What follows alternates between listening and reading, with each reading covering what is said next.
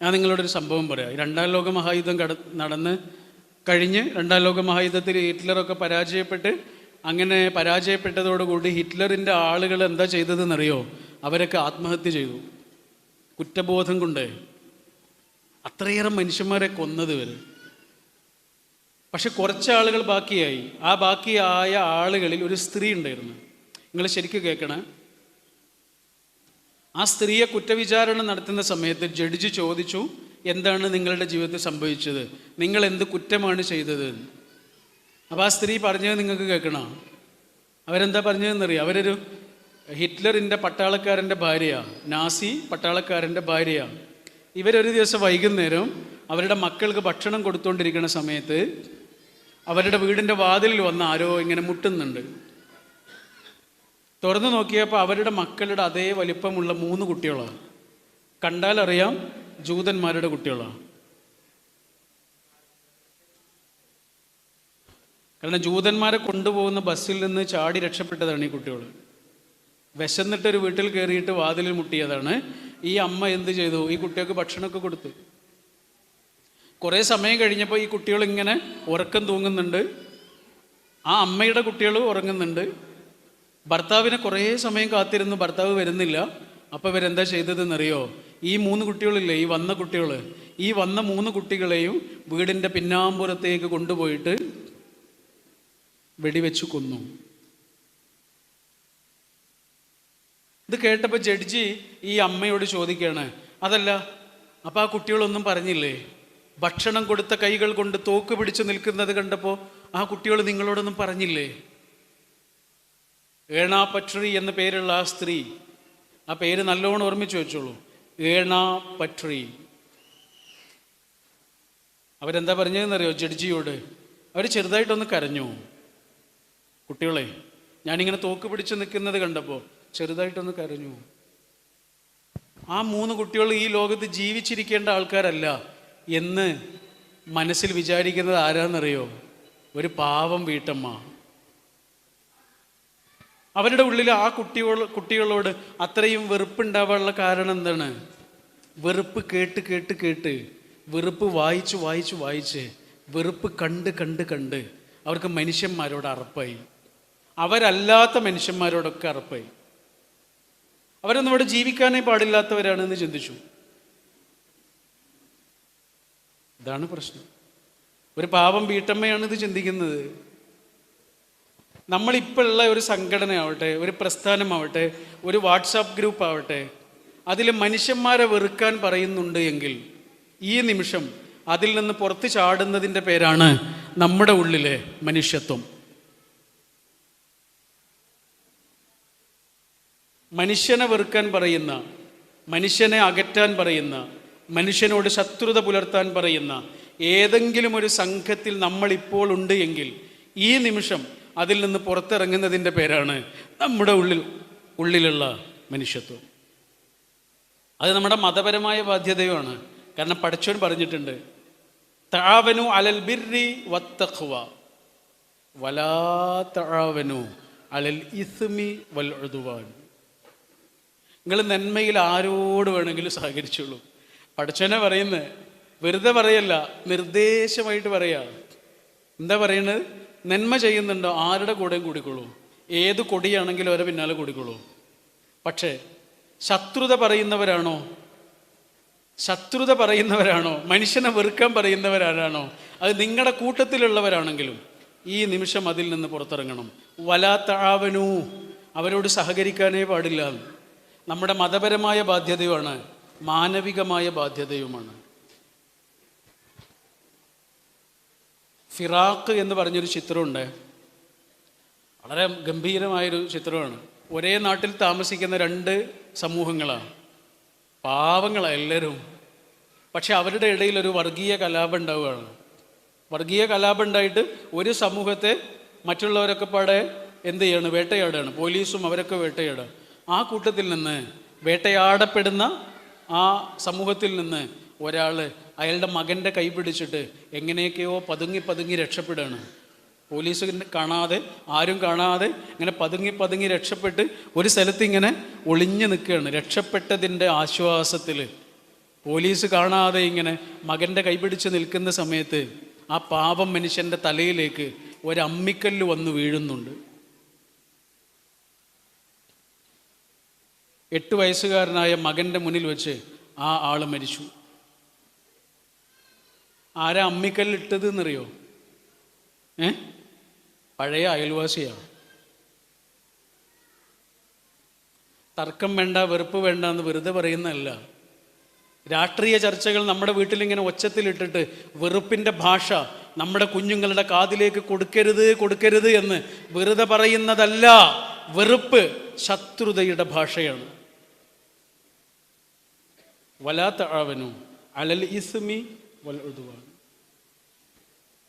ഞാൻ പറയുന്നത് ശരിയാണ് എന്നെനിക്ക് സ്ഥാപിക്കാൻ കഴിയണം. എങ്ങനെ? നിങ്ങൾ പറയുന്നത് തെറ്റാണ് എന്ന് പറയാതെ. അതാണ് ഒരാളുടെ മിടുക്ക്. അതിൻ്റെ പേര് സംവാദം എന്നാണ്. ഇന്ന് സംവാദങ്ങളില്ല, ഇന്ന് വിവാദങ്ങളും തർക്കങ്ങളും മാത്രമേ ഉള്ളൂ. നിങ്ങൾ പറയുന്നത് തെറ്റാണ്, നിങ്ങൾ പറയുന്നത് തെറ്റാണ് എന്ന് പറയാതെ ഞാൻ പറയുന്നത് ശരിയാണ് എന്ന് എനിക്ക് സ്ഥാപിക്കാൻ കഴിയണം. അതാണ് മിടുക്ക്. മറ്റത് തർക്കമാണ്. തർക്കത്തിന് ശത്രുതയുണ്ടാവും, വെറുപ്പേ ഉണ്ടാവും, മനുഷ്യർക്കിടയിൽ പകയും വിദ്വേഷമേ ഉണ്ടാവും. നമുക്ക് മനുഷ്യനെ അക്കമഡേറ്റ് ചെയ്യാൻ കഴിയില്ല. എന്താ കാരുണ്യം? കാരുണ്യം എന്ന് പറഞ്ഞാൽ എന്താ? മനുഷ്യനെ ഒരാൾക്ക് മനസ്സിലാവലാണ്. കാരണം നമ്മൾ ഈ കാണുന്നതൊന്നുമല്ല മനുഷ്യന്മാർ. അവരുടെ ഉള്ളിൽ ഇങ്ങനെ പൊള്ളി നിൽക്കുന്ന ചിലതുണ്ട്. അതിനെ ഒരാൾക്ക് തിരിച്ചറിയാൻ കഴിയില്ല.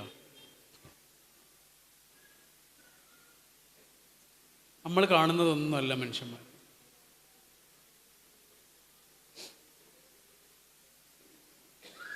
ഒരു ചെറിയ ഷോർട്ട് ഫിലിം ഉണ്ട്. അതിൻ്റെ പേര് പുറം കാഴ്ചകൾ എന്നാണ്. പുറം കാഴ്ചകൾ 10 മിനിറ്റേ ഉള്ളൂ, പക്ഷെ ഭയങ്കര രസമാണത്. ഒരു ബസ് ഇങ്ങനെ ഒരു ഹൈ റേഞ്ചിലൂടെ പോകുന്ന സമയത്ത് ആ ബസ്സിലേക്ക് ഒരാൾ കയറി വരിക. ഇയാൾ കയറി വന്നതോടുകൂടി ആ ബസ്സിൻ്റെ എല്ലാ സമാധാനവും ഇല്ലാതായി. കാരണം ഇയാൾ ഭയങ്കര ദേഷ്യം, എല്ലാവരോടും ദേഷ്യം. ആ ബസ് പല സ്ഥലത്തും നിർത്തുന്നുണ്ട്. ഇതൊന്നും ഇയാൾക്ക് ഇഷ്ടപ്പെടുന്നില്ല. ബസ്സുകാരോട് ദേഷ്യപ്പെടുന്നുണ്ട്. അയാളുടെ തൊട്ടടുത്തിരിക്കുന്ന ആള് അയാളോട് എന്തോ ചോദിക്കുമ്പോൾ അയാളോട് ദേഷ്യപ്പെടുന്നുണ്ട്. ആ ബസ്സിലേക്ക് കുറച്ച് കോളേജ് കുട്ടികൾ കയറി വരുന്നുണ്ട്. കോളേജ് കുട്ടികൾ വളരെ ചില്ലായിരിക്കുമല്ലോ, ജോളിയായിരിക്കുമല്ലോ. അത് ഇയാൾക്ക് ഇഷ്ടപ്പെടുന്നില്ല.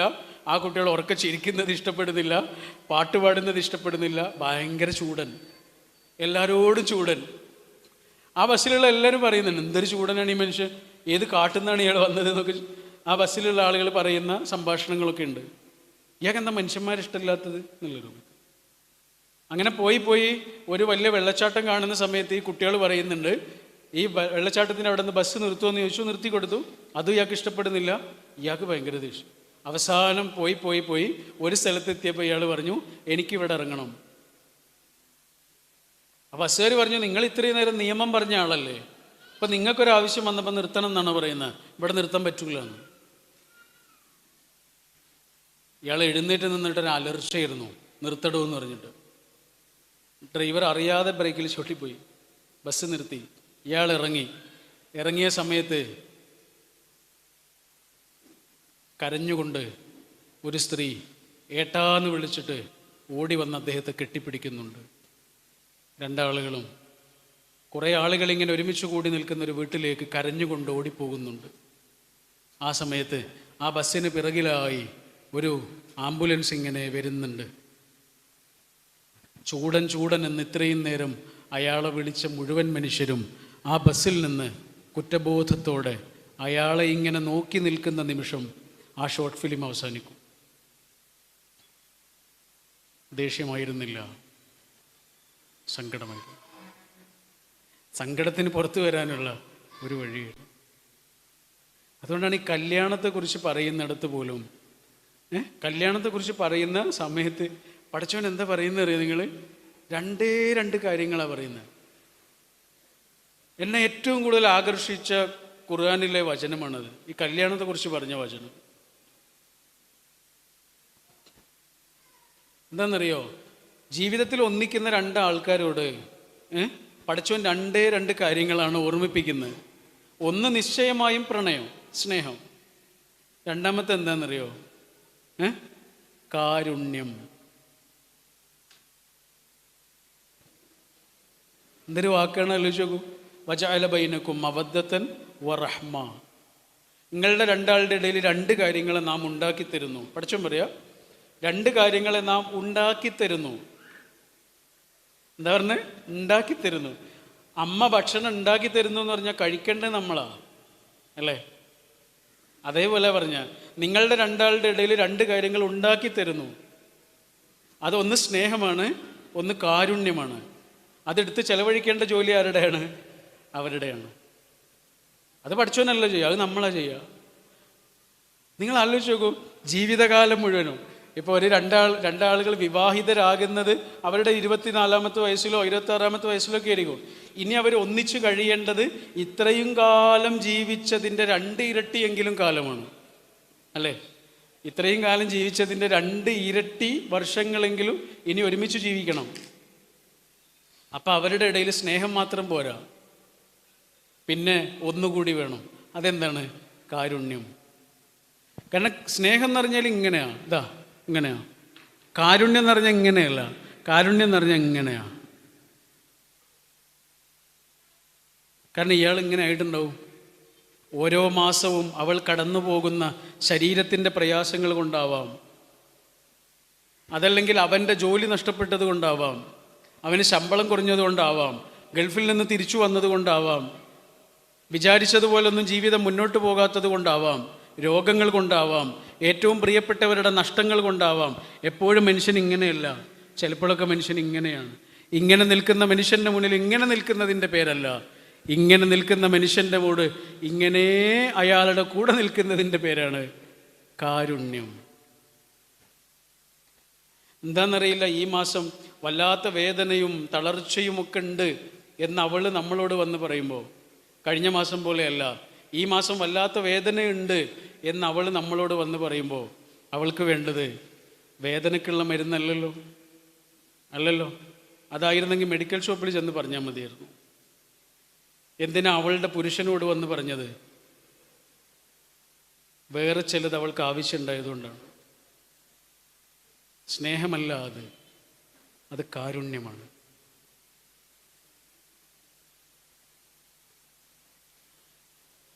എൻ്റെ ഒരു സുഹൃത്തുണ്ട്, അവള് വീട് കോഴിക്കോടാണ്. കോഴിക്കോട് ബേപ്പൂരാണ് അവളുടെ വീട്. അവളിപ്പോൾ PG പഠിച്ചുകൊണ്ടിരിക്കുന്നത് പയ്യന്നൂരാണ്, കണ്ണൂർ ജില്ലയുടെ അങ്ങേ അറ്റത്ത്, കാസർഗോഡിൻ്റെ തുടക്കത്തിൽ അവിടെയാണ്. കാസർഗോഡാണ് അതിൻ്റെ മണ്ഡലമൊക്കെ, ലോക്സഭാ മണ്ഡലമൊക്കെ അങ്ങനെയുള്ളൊരു സ്ഥലത്താണ്. രാവിലെ 5 മണിക്ക് ഇറങ്ങിയിട്ട് വൈകിട്ട് 9 മണിക്കും 10 മണിക്കും തിരിച്ചു വരിക. ഹോസ്റ്റലിൽ നിൽക്കാൻ കഴിയൂല, കാരണം അവൾക്ക് 3 വയസ്സുള്ളൊരു കുട്ടിയുണ്ട്.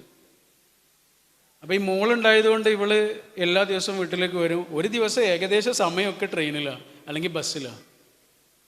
ഇവൾ പഠിക്കുന്നത് കൗൺസിലിംഗ് സൈക്കോളജിയാണ്. അപ്പോൾ ക്ലാസ് റൂമിൽ ഒരു ദിവസം ടീച്ചർ പഠിപ്പിച്ചുകൊണ്ടിരിക്കുന്നത് എന്താണെന്നറിയോ? ടൈം മാനേജ്മെൻറ്റിനെ കുറിച്ചാണ് പഠിപ്പിച്ചുകൊണ്ടിരിക്കുന്നത്.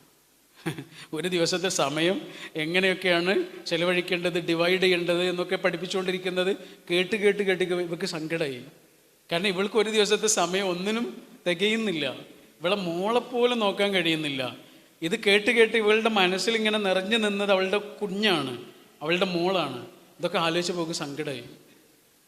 അങ്ങനെ സങ്കടപ്പെട്ട് കൈ ഇങ്ങനെ വെച്ച് അവളിങ്ങനെ സങ്കടപ്പെട്ട് ചെറിയ കണ്ണ് ചെറുതായി ഇങ്ങനെ നനഞ്ഞ് അവളിങ്ങനെ നിൽക്കുക. അവളെന്നോട് പറഞ്ഞാണ്, മുന്ന എന്നാണ് അവളുടെ പേര്. അവൾ പറയാം, ഞാനിങ്ങനെ കൈ വെച്ചിട്ട് ഇങ്ങനെ സങ്കടപ്പെട്ട് നിൽക്കുമ്പോൾ ആരും കാണരുതേന്ന് വിചാരിച്ച്, തൊട്ടടുത്തിരിക്കുന്ന കുട്ടി പോലും അറിയരുതെന്ന് വിചാരിച്ചു. പക്ഷെ ആ സമയത്ത് ഒരാളിങ്ങനെ വന്ന് അവളെ ഇങ്ങനെ ചുറ്റിപ്പിടിച്ച് ശരീരത്തിലേക്ക് ഇങ്ങനെ ചേർത്ത് വെച്ചിട്ട് അവളെ മെല്ലെ ഇങ്ങനെ തടവി കൊടുത്തു. അതാരാണെന്നറിയാൻ വേണ്ടി അവളിങ്ങനെ നോക്കിയപ്പോഴേ അതാരായിരുന്നു എന്നറിയാം? ക്ലാസ് എടുത്തുകൊണ്ടിരുന്ന ടീച്ചറായിരുന്നു. ആ ടീച്ചറെ അവൾ മറക്കുമോ? ആ ടീച്ചർ പഠിപ്പിച്ചതൊക്കെ ചിലപ്പോൾ മറക്കും, പക്ഷെ ടീച്ചറെ മറക്കും. മനുഷ്യന്മാർ കൈമാറുന്ന ഏറ്റവും മനോഹരമായ കാര്യം എന്താണെന്നറിയോ? കാരുണ്യം.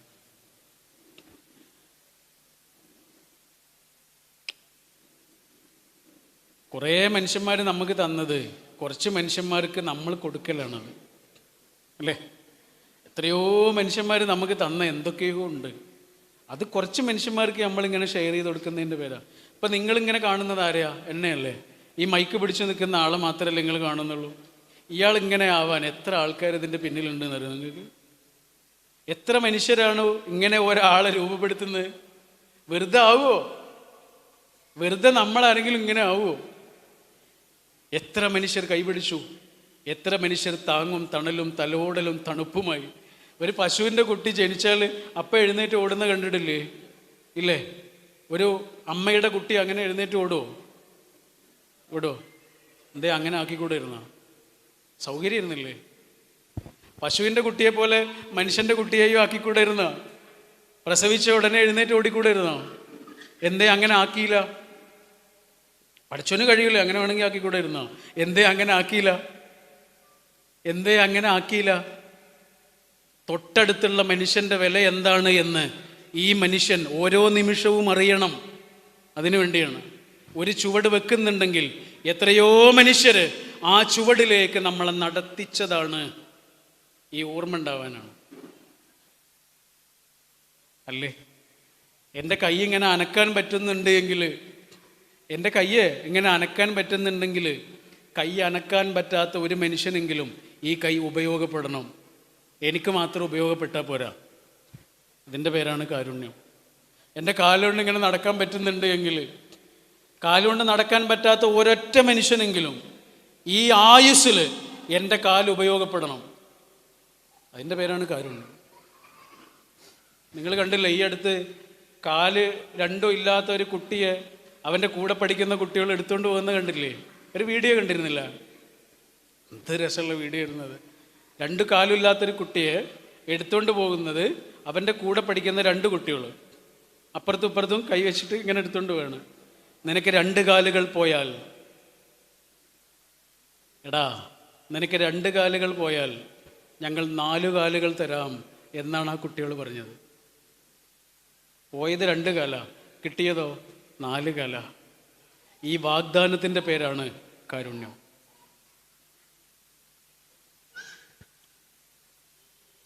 വലിയ വലിയ മനുഷ്യന്മാർ മുഴുവനും ആലോചിച്ചത് ചെറിയ ചെറിയ മനുഷ്യന്മാരെ കുറിച്ചാണ്. അത് നിങ്ങൾ ശ്രദ്ധിച്ചിട്ടുണ്ടോ?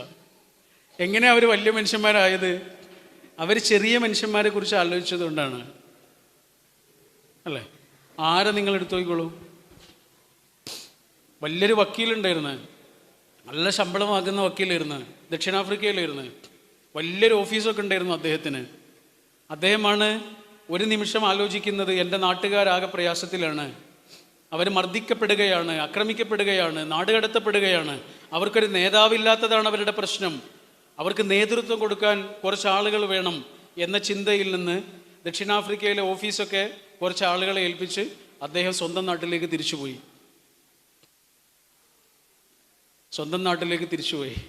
അങ്ങനെ ഒരാൾ സ്വന്തം നാട്ടിലേക്ക് തിരിച്ചു പോയിട്ടില്ലായിരുന്നെങ്കിൽ നമ്മളിപ്പോൾ ഇങ്ങനെ ഇരിക്കില്ലായിരുന്നു. ആ ആളുടെ പേരെന്താണെന്നറിയോ? മഹാത്മാഗാന്ധി എന്നാണ് ആ മനുഷ്യൻ്റെ പേര്. എന്തേ അവിടെ പൈസ ഉണ്ടാക്കിയിരുന്നൂടായിരുന്നു? നാട്ടിലേക്ക് വന്നിട്ട് ആദ്യം ചെയ്യുന്നത് എന്താണെന്നറിയോ? അദ്ദേഹത്തിന് ഏറ്റവും ഇഷ്ടപ്പെട്ട ഒരാളുടെ അടുത്തേക്ക് പോയി. അദ്ദേഹത്തിൻ്റെ പേര് ബാലകൃഷ്ണ ഗോഖലെ, അല്ലേ? ഗോപാലകൃഷ്ണ ഗോഖലെ. ഗോഖലയോട് ചെന്നിട്ട് ചോദിച്ചു, അല്ല ഞാൻ എന്താണ് ചെയ്യേണ്ടത്? എനിക്ക് എന്തെങ്കിലും ചെയ്യണം രാജ്യത്തിന് വേണ്ടിയിട്ട്, ഞാൻ എന്ത് ചെയ്യണം? ഗോഖലെ പറഞ്ഞു, എടാ നീ ഒന്നും ചെയ്യല്ലേ, ആദ്യം നീ ചെയ്യേണ്ടത് എന്താണെന്നറിയോ? ഈ നാടിന് എന്താണ് വേണ്ടത് എന്ന് നാട്ടിലൂടെ സഞ്ചരിച്ചിട്ട് പഠിക്കണം. ഇന്ത്യ എന്ന് പറഞ്ഞാൽ ഗ്രാമങ്ങളാണെടാ. നീ ഇന്ത്യയുടെ ഗ്രാമങ്ങൾ പോയിട്ട് കാണുക. കുടിലുകളിൽ ചെന്ന് കയറൂ, അവരുടെ കൂടെ ഇരുന്ന് ഭക്ഷണം കഴിക്കൂ, അവരുടെ വ്യസനങ്ങൾ എന്താണെന്നറിയൂ, അവരുടെ ഭാരം എന്താണ് എന്നറിയൂ. ഗാന്ധി ഇറങ്ങി, നാടായ നാടുകളിലൂടെയെല്ലാം കറങ്ങി, ഗ്രാമങ്ങളിലൂടെയും കുടിലുകളോടിലോ കയറിയിറങ്ങി. ആ നടത്തം തമിഴ്നാട്ടിലെത്തി, മധുരയിലെത്തി. വൈഗാ നദിയുടെ തീരത്തുകൂടെ നടന്നു പോകുന്നതിനിടയിൽ വൈഗാ നദി കണ്ടപ്പോൾ ഗാന്ധിജിക്കൊരാഗ്രഹം, ഒന്ന് മുങ്ങിക്കുളിക്കണം. നല്ല ചൂടായിരുന്നു, ഏപ്രിൽ മാസമാണ്. ഒന്ന് മുങ്ങിക്കുളിക്കണം. ആ വെള്ളത്തൊപ്പിയില്ലേ, ഗാന്ധി തൊപ്പി, ഈ ഗാന്ധി തൊപ്പിയൊക്കെ വെക്കുന്ന സമയമാണ്. ആ തൊപ്പി ഇങ്ങനെ അഴിച്ചിട്ട് ഒന്ന് മുഖം കഴുകണം എന്നൊക്കെ ആഗ്രഹിച്ച് നിൽക്കുകയാണ്. പക്ഷേ അപ്പോഴാണ് ആളുകൾ പറഞ്ഞത്, ആ പുഴയിൽ ആരോ കുളിക്കുന്നുണ്ട്, ഒരു സ്ത്രീ കുളിക്കുന്നുണ്ട്. അവർ കയറിയതിന് ശേഷം ഇറങ്ങിയാൽ പോരെ എന്ന് ചോദിച്ചു. അപ്പോൾ ഗാന്ധി പറഞ്ഞു ഓക്കെ, അവർ കയറി വന്നോട്ടെ, അവർ കയറിയതിന് ശേഷം ഇറങ്ങാം. അങ്ങനെ ഗാന്ധിജി അവരെ കാത്തിരിക്കുക. 5 മിനിറ്റായി, 10 മിനിറ്റായി, 20 മിനിറ്റായി, 30 മിനിറ്റായി, അവർ കയറി വരുന്നില്ല. അപ്പോൾ കൂട്ടത്തിലുള്ള ഒരു സ്ത്രീയെ അങ്ങോട്ട് പറഞ്ഞു അയച്ചു, ഇതെന്താ സംഭവം എന്നറിയാൻ വേണ്ടിയിട്ട്. അപ്പോൾ ചെന്നപ്പോൾ എന്താ സംഭവം എന്നറിയോ?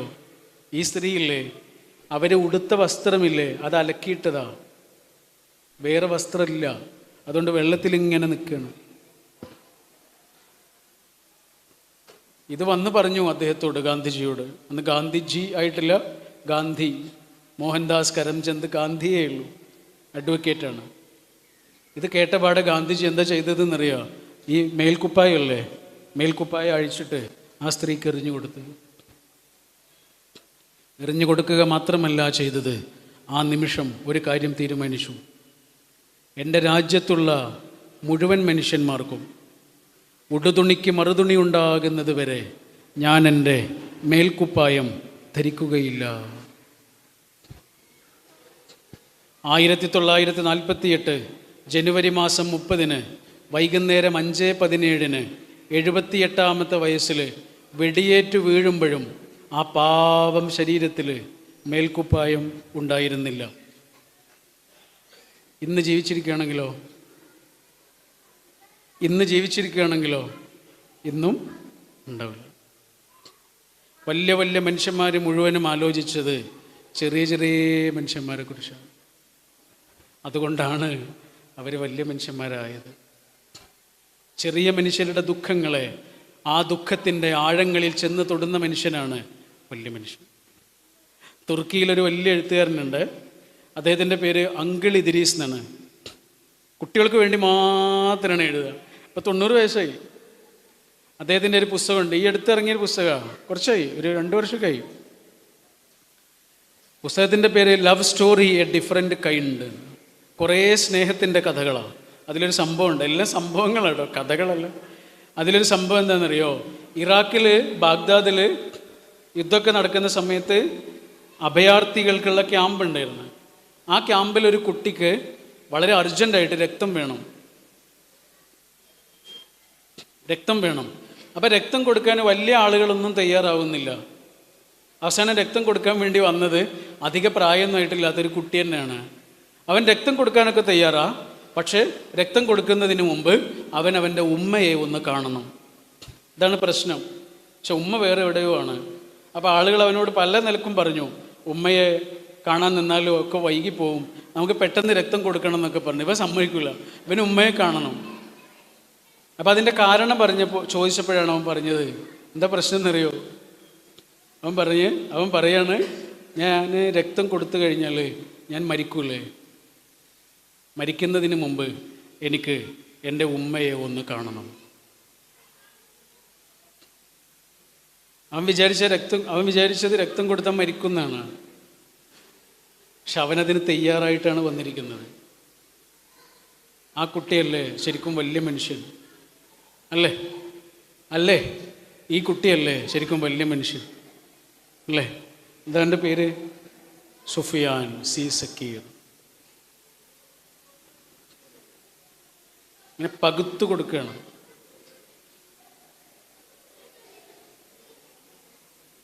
അവൻ ഈ ലോകത്തേക്ക് വന്നത് മുതലേ അല്ലേ, പടച്ചവൻ്റെ മുന്നിൽ ഇങ്ങനെ ചെന്ന് നിൽക്കാൻ അവൻ ആത്മധൈര്യത്തിൻ്റെ ഒരു ചരിത്രമുണ്ട്. നമ്മൾ സക്കാത്ത് എന്ന് പറയൂലേ, സക്കാത്ത് പൈസക്ക് മാത്രമൊന്നുമല്ല, നമ്മുടെ സമയത്തിനുണ്ട്, നമ്മുടെ ആരോഗ്യത്തിനുണ്ട്, നമ്മുടെ കാറിനുണ്ട്, നമ്മുടെ ഓട്ടോറിക്ഷയ്ക്കുണ്ട്, നമ്മുടെ ബൈക്കിനുണ്ട്. സക്കാത്ത് ഉള്ളതിൽ നിന്ന് മറ്റൊരാൾക്കുള്ള പങ്ക്. ഒറ്റയ്ക്ക് നിൽക്കുന്നൊരു പാവം മനുഷ്യൻ ബസ് കാത്ത് നിൽക്കുമ്പോൾ അവിടെ ചെന്ന് നമ്മുടെ വണ്ടി നിർത്തി കൊടുത്തിട്ട് അയാളോട് കയറൂ എന്ന് പറയുന്നതിൻ്റെ പേര് സക്കാത്താണ്. പൈസക്ക് മാത്രമൊന്നുമല്ല, നമ്മൾ കൊടുക്കുന്ന കുഞ്ഞു കുഞ്ഞു അടയാളങ്ങൾ പോലും നമ്മുടെ സക്കാത്താണ്. ഒരു മോളുടെ കഥയുണ്ട്. അവൾ വലിയൊരു ഷോപ്പിംഗ് മാളിൽ ജോലി ചെയ്യുന്ന കുട്ടിയാണ്. നിങ്ങൾ കേട്ടതായി ആണെങ്കിൽ എന്നോട് ക്ഷമിക്കൂ കേട്ടോ, ചിലപ്പോൾ നിങ്ങൾ കണ്ടതുമായിരിക്കും, എന്നാലും എന്നോട് ക്ഷമിക്കൂ. വലിയൊരു ഷോപ്പിംഗ് മാളിലുള്ള നമ്മുടെ ഈ KFC ഒക്കെ ഇല്ലേ, ഫ്രൈഡ് ചിക്കൻ്റെ കടകളൊക്കെ ഇല്ലേ, അതേപോലെ ഒരു കടയിലാണ് ഇവൾ ജോലി ചെയ്യുന്നത്. അപ്പോൾ സാധാരണ ഇവൾ രാവിലെ 6 മണിക്ക് പോയി വൈകിട്ട് 6 മണിക്ക് തിരിച്ചു വരും. ഇതാണ് അവളുടെ ഒരു പാറ്റേൺ. പക്ഷെ ഒരു ദിവസം അവളും അച്ഛനും തമ്മിൽ ചെറിയൊരു വഴക്കുണ്ടായി. കാരണം ഇവൾക്കൊരു പുതിയ സുഹൃത്തിനെ കിട്ടിയിട്ടുണ്ട്, ഒരു ആൺകുട്ടിയാണ്. ആ സുഹൃത്തിനെ അച്ഛന് ഇഷ്ടമായിട്ടില്ല. അതുകൊണ്ട് അതിൻ്റെ പേരിൽ അച്ഛനും മോളും തമ്മിൽ ചെറിയൊരു വഴക്കുണ്ടായി. ആ വഴക്കുണ്ടായ ദിവസം മോള് സാധാരണ എത്തുന്ന സമയത്തൊന്നും വീട്ടിലേക്ക് തിരിച്ചു വരുന്നില്ല. അച്ഛനാകെ ബേജാറായി. അച്ഛൻ അവളെ വിളിച്ചു നോക്കുന്നുണ്ട്, കിട്ടുന്നില്ല. അച്ഛൻ്റെ സുഹൃത്തുക്കളെ വിളിച്ചിട്ട് അവളെ തിരയുന്നുണ്ട്, കിട്ടുന്നില്ല. അവസാനം അവളുടെ ഈ പുതിയ സുഹൃത്തില്ലേ, അച്ഛനിഷ്ടമില്ലാത്ത ആൾ, അവൻ്റെ അടുത്തേക്ക് അച്ഛൻ എത്തുന്നുണ്ട്. എന്നിട്ട് അവനും അച്ഛനും കൂടി തിരയുന്നുണ്ട്. അതാണ് ആ കഥയിൽ ഏറ്റവും ബ്യൂട്ടിഫുൾ ആയിട്ടുള്ള ഒരു രംഗം. പക്ഷെ ആളെ കിട്ടുന്നില്ല, എത്ര തിരഞ്ഞിട്ടും കിട്ടുന്നില്ല. ഫോണൊക്കെ ഓഫായിട്ടുണ്ട്. അവസാനമാണ് അവൾ ജോലി ചെയ്യുന്ന ഷോപ്പിംഗ് മാളിലേക്ക് ഈ അച്ഛനും ചങ്ങായിമാരൊക്കെ വന്നത്. അങ്ങനെ അവരവിടെ ഇങ്ങനെ നിൽക്കുന്ന സമയത്ത് ഒരാളിങ്ങനെ നടന്നു വന്ന് അവരോട് ചോദിക്കുന്നുണ്ട്, എന്താ നിങ്ങൾ ആരെയാ തിരയുന്നത്? അവിടുത്തെ സെക്യൂരിറ്റിയാ, ആ നീലക്കുപ്പായിട്ട ആളാണ്. അദ്ദേഹത്തോട് ഇവർ പറഞ്ഞു, ഞങ്ങളുടെ മോളെ കാണാനില്ല, രാവിലെ ഇവിടെ വന്നതാണ്, ഇവിടെ ജോലി ചെയ്യുന്ന കുട്ടിയാ, ഇതുവരെ തിരിച്ചു വന്നിട്ടില്ല. അപ്പോൾ ഇയാൾ ചോദിച്ചു, ഇവിടെ ജോലി ചെയ്യുന്ന കുട്ടിയാ? അതെ, ഇവിടെ ജോലി ചെയ്യുന്ന കുട്ടിയാ. എന്നാൽ നിങ്ങളുടെ മോളുടെ ഫോട്ടോ ഒന്ന് കാണിച്ചു തരുമോ? അപ്പോൾ അച്ഛൻ ഇങ്ങനെ ഫോണിൽ എടുത്തിട്ട് മോളുടെ ഫോട്ടോ കാണിച്ചു കൊടുത്തു. അപ്പോൾ ഈ ഫോട്ടോയിലേക്ക് ഇങ്ങനെ നോക്കിയിട്ട് അയാൾ പറഞ്ഞു, സാറേ ഈ കുട്ടിയെ എനിക്കറിയാലോ, ഈ മോളെ എനിക്കറിയാം സാറേ, ഇവളിന്ന് രാവിലെ അങ്ങോട്ട് വന്നിട്ടുണ്ട്, പക്ഷെ വൈകിട്ട് തിരിച്ചു പോയിട്ടില്ല. നിങ്ങൾ അവളെ വേറെ എവിടെയും തിരയണ്ട, അവൾ ഇതിനകത്തുണ്ടാവും. ശരിയായിരുന്നു, അതിനകത്തുണ്ടായിരുന്നു. ആ ഫ്രൈഡ് ചിക്കൻ്റെ കടയിലെ ഫ്രീസറിൻ്റെ ഉള്ളിൽ കുടുങ്ങിപ്പോയതാ. -18 ഡിഗ്രി സെൽഷ്യസിൽ ഐസ് പോലെ കിടക്കുന്നുണ്ട്. എടുത്തുകൊണ്ട് പോയി ആശുപത്രിയിലേക്കാക്കി, അവൾ രക്ഷപ്പെട്ടു. പിറ്റേ ദിവസം രാവിലെ ആശുപത്രിയിലേക്ക് ഒരാൾ ഇങ്ങനെ വരുന്നുണ്ട്. ആരാന്നറിയോ? ആ സെക്യൂരിറ്റി. അയാൾ അച്ഛനോട് വന്നിട്ട് ചോദിച്ചാൽ, അല്ല സാറേ മോള് രക്ഷപ്പെട്ടില്ലേ? ആ രക്ഷപ്പെട്ടു. സമാധാനം. ഇതൊക്കെ പറഞ്ഞിട്ട് അയാൾ പോകാൻ ഒരുങ്ങുമ്പോൾ അച്ഛൻ ചോദിച്ചു, അല്ല ചേട്ടാ, എനിക്ക് ചേട്ടനോടൊരു കാര്യം ചോദിക്കാനുണ്ട്. ആയിരക്കണക്കിന് ആളുകൾ വന്നു പോണ സ്ഥലമല്ലേ ഒരു ഷോപ്പിംഗ് മാള്, അതിൽ നിന്ന് അവിടെ എൻ്റെ മോള് രാവിലെ വന്നിട്ട് വൈകിട്ട് തിരിച്ചു പോയിട്ടില്ല എന്ന് നിങ്ങൾക്ക് എങ്ങനെ മനസ്സിലായി? അപ്പോൾ ഇയാളിങ്ങനെ അച്ഛനോട് പറഞ്ഞു, ശരിയാണ് സാറേ, ആയിരക്കണക്കിന് ആളുകൾ വന്നു പോണ സ്ഥലമാണ്, ശരിയാ. പക്ഷെ നിങ്ങളുടെ മോളില്ലേ, അതൊരു വല്ലാത്ത മോളാണ്. രാവിലെ വരുമ്പോഴും വൈകിട്ട് തിരിച്ചു പോകുമ്പോഴും ഞാൻ എത്ര ദൂരെയാണെങ്കിലും അവൾ എന്നെ നോക്കിയിട്ട് ഒന്ന് കൈവീശും. അവളെനിക്ക് മറക്കാൻ പറ്റില്ല സാറ് എന്ന് പറഞ്ഞ് തിരിച്ചു പോകുമ്പോൾ അദ്ദേഹം അച്ഛനോട് ചോദിക്കുന്നുണ്ട്, അല്ല നിങ്ങളുടെ മോളുടെ പേരെന്തായിരുന്നു? ആത്മാഭിമാനത്തോടെ ആ അച്ഛൻ പറഞ്ഞു ഹെലൻ. ഹെലൻ എന്നാണ് മോളുടെ പേര്. ഹെലൻ എന്ന് പറഞ്ഞാൽ വെളിച്ചം എന്നാണ് ശരിക്കും. സുഫിയാൻ സി സക്കീർ. ആ സക്കീർ എന്ന വാപ്പയ്ക്ക് ആത്മാഭിമാനത്തോടെ പറയാം, എൻ്റെ മോൻ്റെ പേര് സുഫിയാനാണ്. ഒരു മനുഷ്യന് മറ്റൊരു മനുഷ്യനോട് കൊടുക്കാവുന്ന ഏറ്റവും ഭംഗിയുള്ള ഈടുവയ്പ്, ഈ ലോകത്തിന് സമ്മാനിക്കാവുന്ന ഏറ്റവും വലിയ ഈടുവയ്പ് കാരുണ്യമാണ്. ഞാൻ എൻ്റെ ഒരു സുഹൃത്തിൻ്റെ കൂടെ ഒരിക്കൽ ഉംറയ്ക്ക് പോയി. അപ്പോൾ മക്കയിലെ കഅബയിൽ വളരെ പ്രധാനപ്പെട്ടൊരു സ്ഥലമുണ്ട്. നമ്മളവിടെ ഇങ്ങനെ കൈ അവിടെ ഇങ്ങനെ വെച്ച് നമ്മുടെ നെഞ്ച് അതിനോടിങ്ങനെ തട്ടിച്ച് പ്രാർത്ഥിച്ചാൽ ആ പ്രാർത്ഥന സ്വീകരിക്കപ്പെടും. അങ്ങനെ ഒരു സ്ഥലമുണ്ട് ഇല്ലേ? ഈ കഅബയുടെ വാതിലിനും ഹജറുൽ അസ്വദിനും ഇടയിലുള്ളൊരു ചെറിയ സ്ഥലമില്ലേ, ആ സ്ഥലം. തിരുനബി സല്ലല്ലാഹു അലൈഹി വസല്ലം അങ്ങനെ ചെയ്തിരുന്നു. അവിടെ അങ്ങനെ പ്രാർത്ഥിച്ചാൽ സ്വീകരിക്കപ്പെടുന്നു. അപ്പോൾ ഞങ്ങൾക്ക് അതിനുള്ള ചാൻസ് കിട്ടി. ഞാൻ പ്രാർത്ഥിച്ചു, എൻ്റെ സുഹൃത്തും പ്രാർത്ഥിച്ചു. സുഹൃത്ത് പ്രാർത്ഥിച്ച് കഴിഞ്ഞ് ഞങ്ങൾ തിരിച്ചു വരുമ്പോൾ ഞാൻ അവനോട് ചോദിച്ചു, നീ എന്താ പ്രാർത്ഥിച്ചത്? അവൻ എന്നോട് പറഞ്ഞൊരു മറുപടി ഉണ്ട്. 13 കൊല്ലമായി ആ സംഭവം കഴിഞ്ഞിട്ട്, ഇപ്പോഴും എൻ്റെ ഉള്ളിലുണ്ട്. അവൻ എന്നോട് പറഞ്ഞു, ഞാൻ എൻ്റെ 3 കുട്ടികൾക്കും വേണ്ടിയാണ് പ്രാർത്ഥിച്ചത്. എൻ്റെ 3 കുഞ്ഞുങ്ങളും ഈ സമൂഹത്തിന് ഉപകാരപ്പെടണമേ എന്ന്.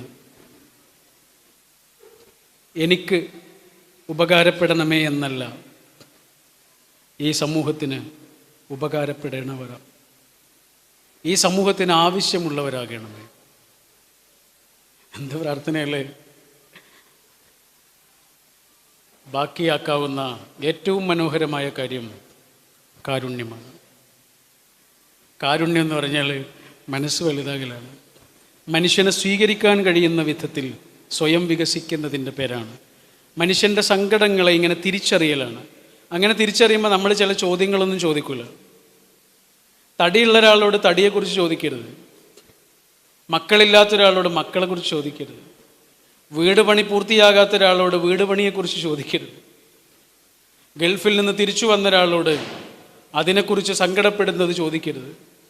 അല്ലെങ്കിൽ ഈ സങ്കടങ്ങളിൽ ഇങ്ങനെ മുങ്ങി നിൽക്കുന്ന മനുഷ്യരുടെ പേരാണവർ പ്രവാസികൾ. അവർ നല്ല വസ്ത്രം ഇടുകയും നല്ല പെർഫ്യൂം അടിക്കുകയൊക്കെ ചെയ്തിട്ടുണ്ടാവും. പക്ഷേ കാലിങ്ങനെ ഈ നാട്ടിൽ നിന്ന് മെല്ലെ മെല്ലെ ഇങ്ങനെ ഏത് നിമിഷവും മറ്റൊരു നാട്ടിലേക്ക് പറിച്ചു നടപ്പെടേണ്ടതിനെക്കുറിച്ച് ആലോചിച്ചുകൊണ്ടിരിക്കുന്ന കുറേ ഓർമ്മകളും പേര് നടക്കുന്ന കുറച്ച് ശരീരങ്ങളാണ്, പാവങ്ങളാണ്. ആർക്കൊക്കെയോ വേണ്ടി ഇങ്ങനെ കത്തി കത്തി കത്തി ചെറിയൊരു കാറ്റ് വരുമ്പോഴേക്ക് കെട്ടുപോകുന്ന മനുഷ്യന്മാർ. നടന്നും നടന്നേറെ തളർന്നും തളർന്നു തെല്ലിരുന്നിളവേൽക്കവേ ഒരു കൊച്ചു സ്വപ്നം നുണഞ്ഞും. ONV പഴയൊരു കവിതയാണ്. പക്ഷെ ഇത് പ്രവാസികളെ കുറിച്ച് വളരെ ശരിയാണ് എന്ന് എനിക്ക് തോന്നാറുണ്ട്. നടന്നും നടന്നേറെ തളർന്നും തളർന്നു തെല്ലിരുന്ന് ഇളവേൽക്കവേ ഒരു കൊച്ചു സ്വപ്നം നുണഞ്ഞും. എന്തോ തേടി, തേടാതെ എന്തോ നേടി, നേടാതെ എന്തോ കണ്ടു, കാണാതെ എന്തോ പാടി, പാടാതെ നടന്നു പോകും ഈ യാത്ര എനിക്കിഷ്ടം. സുഭാഷ് ചന്ദ്രൻ എന്നൊരു എഴുത്തുകാരനുണ്ട് മലയാളത്തിൽ. വളരെ പ്രതിഭയുള്ള ഒരു എഴുത്തുകാരനാണ്. അദ്ദേഹത്തിന് ഇപ്പോൾ 50 വയസ്സായി. 50 വയസ്സായപ്പോൾ അദ്ദേഹത്തിൻ്റെ ജീവിതവുമായി ബന്ധപ്പെട്ട 50 ആളുകളെ കുറിച്ച് എഴുതിയൊരു പുസ്തകമുണ്ട്. അതിൽ ആദ്യത്തേത് അച്ഛനെക്കുറിച്ച്. അദ്ദേഹത്തിൻ്റെ പേര് എന്താ കേട്ടില്ലേ? എന്താണ്? സുഭാഷ് ചന്ദ്രൻ. ശരിക്കും അദ്ദേഹത്തിന് അച്ഛനിട്ട പേര് സുരേഷ് കുമാർ എന്നായിരുന്നു. അങ്ങനെ 1ാം ക്ലാസ്സിൽ ചേർക്കാൻ പോയപ്പോൾ അദ്ദേഹം പറഞ്ഞു, എനിക്ക് സുരേഷ് കുമാർ വേണ്ട, എനിക്ക് സുഭാഷ് ചന്ദ്ര ബോസ് മതി. അച്ഛൻ വീടിൻ്റെ പൂമുഖത്ത് കുറേ ചിത്രങ്ങൾ തൂക്കിയിട്ടിട്ടുണ്ട്. അതിൽ കാണാൻ നല്ല മൊഞ്ചുള്ള ഒരാളുണ്ട്, പട്ടാളത്തിൻ്റെ കുപ്പായൊക്കെ ഇട്ട ആൾ. അയാളുടെ പേര് ഇവൻ അറിയാം, സുഭാഷ് ചന്ദ്ര ബോസ്. അതുകൊണ്ട് ആ പേര് മതി എന്ന്. അപ്പം മാഷ് പറഞ്ഞു, സുഭാഷ് ചന്ദ്രൻ മതി, ബോസ് നീ വലിയ ആളായിട്ട് ആയാൽ മതി എന്ന് പറഞ്ഞു. അങ്ങനെ കിട്ടിയ പേരാണ്, ചോദിച്ചു വാങ്ങിയ പേരാണ് സുഭാഷ്. അതിൽ അച്ഛനെ കുറിച്ച് പറയുന്നൊരു സംഭവമുണ്ട്. എന്താണെന്നറിയോ? അദ്ദേഹത്തിൻ്റെ അച്ഛൻ ഒരു അലൂമിനിയം കമ്പനിയിൽ ജോലി ചെയ്യുന്ന ആളാണ്. അച്ഛൻ ജോലി ചെയ്യുന്ന കമ്പനി കുട്ടികൾക്ക് എന്തായിരിക്കും? അച്ഛൻ്റെ കമ്പനി ആയിരിക്കും അല്ലേ? അച്ഛൻ ജോലി ചെയ്യുന്ന ഓഫീസ് കുട്ടികൾക്ക് അച്ഛൻ്റെ ഓഫീസായിരുന്നു. ഉമ്മ ജോലി ചെയ്യുന്ന സ്കൂൾ ഉമ്മാൻ്റെ സ്കൂളായിരുന്നു. അപ്പോൾ അച്ഛൻ്റെ ഓഫീസ് കാണാൻ ഈ കുട്ടിക്ക് ഭയങ്കര ആഗ്രഹമുണ്ട്. 6 വയസ്സേ ഉള്ളൂ. പക്ഷെ ഇവനെ അച്ഛൻ്റെ ഓഫീസ് ഇതുവരെ കണ്ടിട്ടില്ല, കമ്പനി, അച്ഛൻ്റെ കമ്പനി. അപ്പോൾ ഒരു ദിവസം എൻ്റെ ചേട്ടൻ്റെ പേര് കൃഷ്ണപിള്ള എന്നാണ്. അച്ഛൻ ഭയങ്കര സഖാവായിരുന്നു. അങ്ങനെ കൃഷ്ണപിള്ളയുടെ പേരിട്ടതാണ് മകന്, കൃഷ്ണപിള്ള. ഈ കൃഷ്ണൻ വന്നിട്ട് ഈ കുട്ടിയോട് പറഞ്ഞു, നിനക്ക് അച്ഛൻ്റെ കമ്പനി കാണണോ? ആ, അച്ഛൻ്റെ കമ്പനി കാണണം. എന്നാൽ ഞാൻ നിന്നെ സൈക്കിളിൽ കൊണ്ടുപോകാം. പക്ഷെ സൈക്കിൾ വാടകയ്ക്ക് എടുക്കാൻ 50 പൈസ വേണം. നീ അമ്മയുടെ കയ്യിൽ നിന്ന് 50 പൈസ ഒപ്പിച്ച് തന്നാൽ നിന്നെ കൊണ്ടുപോകും. അങ്ങനെ ആ പൈസയൊക്കെ ഒപ്പിച്ച് ഇവർ സൈക്കിളിൽ അച്ഛൻ്റെ കമ്പനി കാണാൻ പോയി. അച്ഛൻ്റെ കമ്പനിയിൽ ചെന്നപ്പോൾ എല്ലാവരും പച്ചയുമാണ് വസ്ത്രം. അതും അഴുക്കിലിങ്ങനെ മുങ്ങി നിൽക്കുന്ന ആൾക്കാരാണ്. പക്ഷേ ഈ കുട്ടി അവരെ ഒന്നും തിരയുന്നേ ഇല്ല. കാരണം ഇവൻ്റെ അച്ഛൻ പച്ചയും ഇടുന്ന ആളല്ല. ഇവൻ്റെ അച്ഛൻ എല്ലാ ദിവസവും രാവിലെ ഇറങ്ങുമ്പോഴും വൈകിട്ട് തിരിച്ചു വരുമ്പോഴും വെള്ളയുമാണ് എടുക്കുക.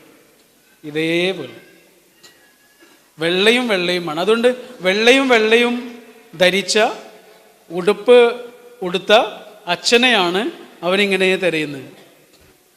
പക്ഷെ അച്ഛനെ കാണുന്നില്ല. കുറേ സമയം കഴിഞ്ഞപ്പോൾ ഒരാൾ വന്ന് അവനെ ഇങ്ങനെ തലോടി.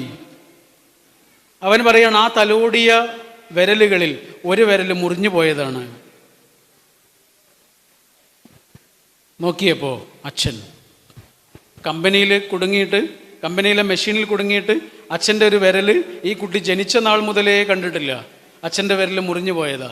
മുറിഞ്ഞ വിരലുള്ള ഒരു കൈത്തലം എന്നെ വന്നിങ്ങനെ തലോടി. നോക്കിയപ്പോൾ എൻ്റെ അച്ഛൻ വെള്ളയുമല്ല, പച്ചയും.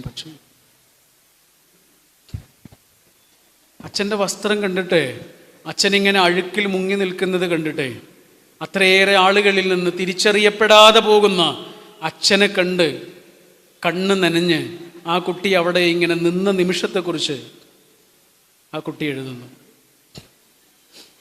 ഇത് വായിച്ചപ്പോൾ എൻ്റെ മനസ്സിൽ ശരിക്കും വന്നത് ആരാന്നറിയോ? പ്രവാസികളാണ്. കാരണം നാട്ടിലേക്ക് വരുമ്പോഴും നമ്മളവരെ കാണുന്നുണ്ട്, നാട്ടിൽ നിന്ന് തിരിച്ചു പോകുമ്പോഴും കാണുന്നുണ്ട്. ശരിക്കും ഇതാണോ അവർ? ആണോ? ആ കമ്പനിയിൽ ഇങ്ങനെ വീർത്ത് കുളിച്ചു നിൽക്കുന്ന മനുഷ്യരാണ്, ആരെയൊക്കെയോ പേടിക്കുന്ന മനുഷ്യരാണ്. അതാണ് ഈ കുട്ടി അച്ഛനോട് അലൂമിനിയത്തിൻ്റെ പൊടി തരുമോയെന്ന് ചോദിച്ചു. അച്ഛനിടക്ക് കൊണ്ടുവന്ന് കൊടുക്കും. അലൂമിനിയത്തിൻ്റെ പൊടി തരുമെന്ന് ചോദിച്ചപ്പോൾ ഈ അച്ഛൻ കുട്ടിയോട് പറയാ, മിണ്ടരുത്, മിണ്ടല്ലേ മിണ്ടല്ലേ. കാരണം അച്ഛൻ ആരെയോ പേടിക്കുന്നുണ്ട്. ആരെയോ പേടിക്കുന്ന ഒരച്ഛൻ, ആയിരക്കണക്കിന് ആളുകളിൽ നിന്ന് തിരിച്ചറിയപ്പെടാൻ കഴിയാതെ പോകുന്നൊരച്ഛൻ, വീട്ടിൽ നിന്ന് വരുന്ന വസ്ത്രത്തിലല്ലാതെ ചെളിയിൽ കുളിച്ചു നിൽക്കുന്നൊരച്ഛൻ. ആ അച്ഛനെ കണ്ടപ്പോൾ ഈ കുട്ടിക്ക് സങ്കടമായി. നമ്മുടെ പ്രവാസികൾ അങ്ങനെ ഉണ്ടാക്കുന്ന പൈസയിൽ നിന്നാണ് ഈ നാടിന് വേണ്ടിയിട്ട് ഇങ്ങനെയൊക്കെ ചെയ്യുന്നത്. അവരോടുള്ള എല്ലാ ആദരവും സ്നേഹവും പ്രകടിപ്പിച്ചുകൊണ്ട്, എല്ലാ നന്ദിയും കടപ്പാടും അറിയിച്ചുകൊണ്ട് ഞാൻ എൻ്റെ വാക്കുകൾ അവസാനിപ്പിക്കുന്നു. Thank you.